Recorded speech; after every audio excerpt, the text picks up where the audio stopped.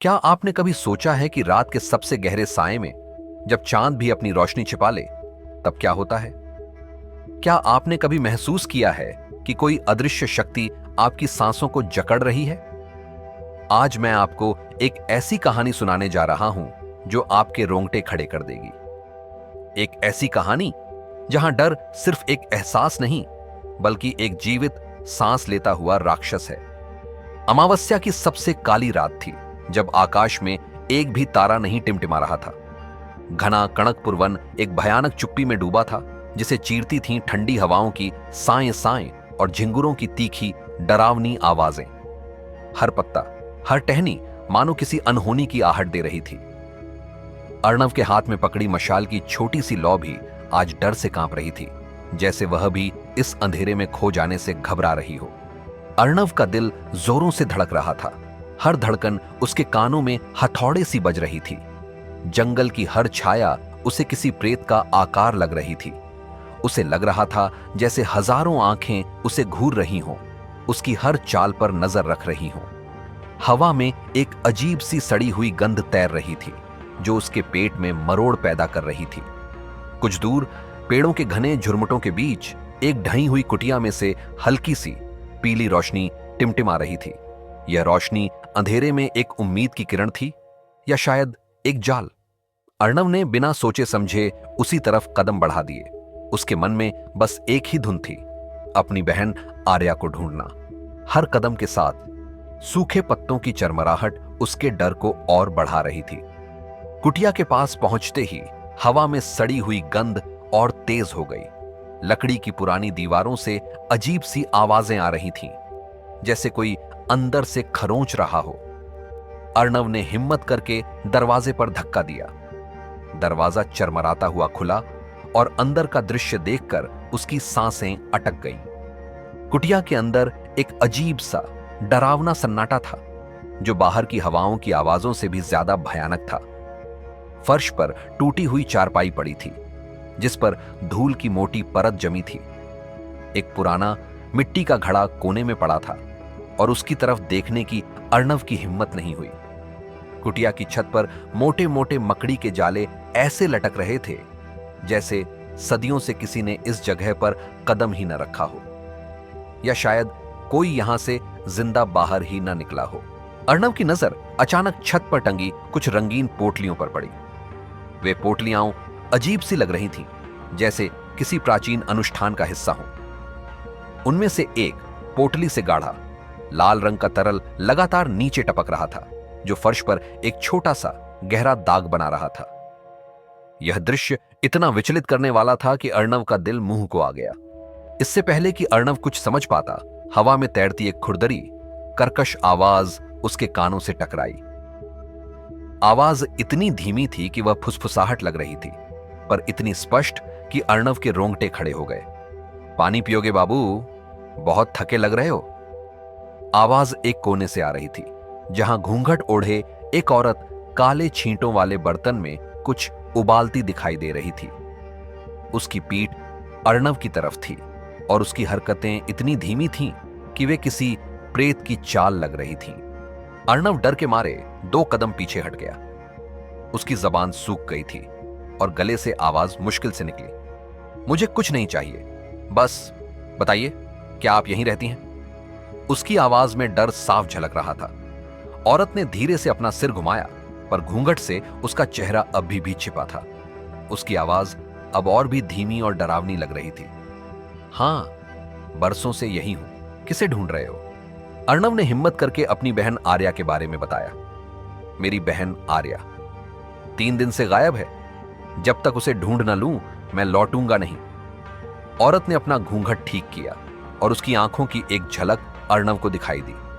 वे आंखें इतनी गहरी थीं कि उनमें कोई रोशनी नहीं थी। इस जंगल में निशा दाहिनी का साया है जो उसके हाथ चढ़ गया फिर कभी नहीं लौटता।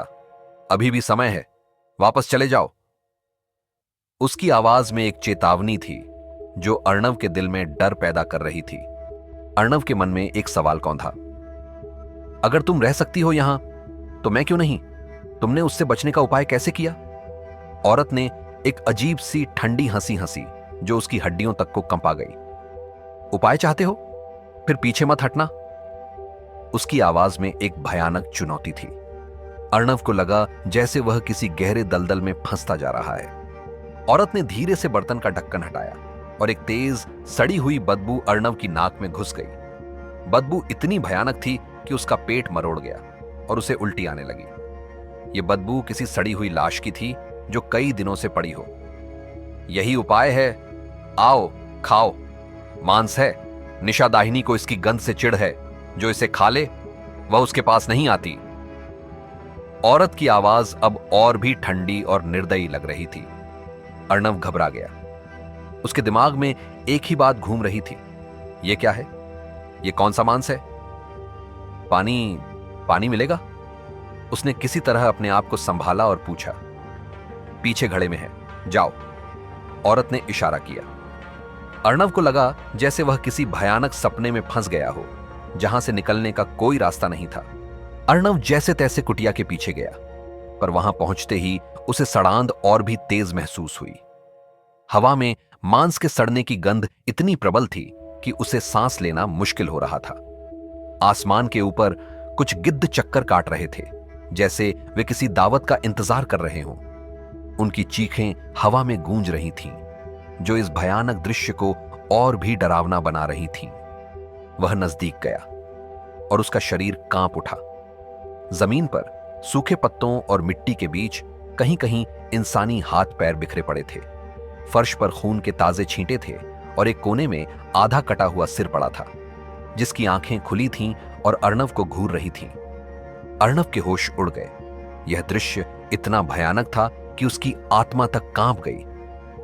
उसे लगा जैसे वह किसी नरक में आ गया हो। अर्णव उल्टियां करता हुआ कुटिया में वापस आया। उसका पूरा शरीर पसीने से तर था और उसका दिल जोरों से धड़क रहा था। वहां वही औरत केले के पत्तों पर मांस परोस रही थी, जैसे कुछ हुआ ही ना हो। उसकी हरकतें इतनी सामान्य थीं कि अर्णव को और भी डर लग रहा था। ये इंसानी मांस है? अर्णव ने कांपते हुए पूछा। औरत ने एक भयानक हंसी हंसी जो उसकी हड्डियों तक को कंपा गई। हां, कल रात ही श्मशान से ताजी लाश लाई थी। भूख लगी थी। अर्णव पीछे हट गया। उसकी आंखों में डर और घृणा थी। तुम इंसान नहीं हो, उसने फुसफुसाया। औरत का चेहरा अचानक तिरछा हुआ। उसके होंठ फट गए और उसकी आंखें खून जैसी लाल हो गईं। उसका चेहरा अब किसी भयानक राक्षस का लग रहा था। सही पहचाना, मैं इंसान नहीं, मैं पिशाचिनी हूं।